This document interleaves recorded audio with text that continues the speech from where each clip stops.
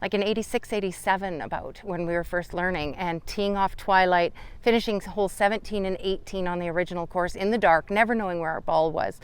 And I loved it. So I did play golf in the summer back then and skied, but golf really, I was out there more for time with my husband. In ski racing, you do all the thinking before, and then you go and you react, and yeah, you have your plan, and sometimes there's thought.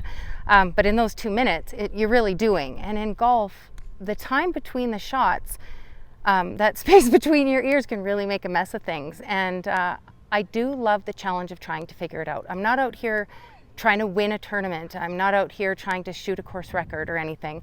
I'm trying to solve my own puzzle of performing under pressure. I still live with a head injury from that car accident almost 6 years ago, and for me, golf is like an escape. This is my mental well-being, although sometimes it feels not good for me mentally. And where are you now? How's your recovery going? I have a better understanding of what puts me beyond the orange zone and into red, where my recovery then is days. And you know, social functions are definitely difficult, and loud spaces and overstimulus, whether it's light, sound, reflection, emotion for that matter, all of that still gets me, and I try and manage that beforehand so I don't get into the red zone as much. And I think the nice blessing with golf, I'm introverted and I'm shy by nature.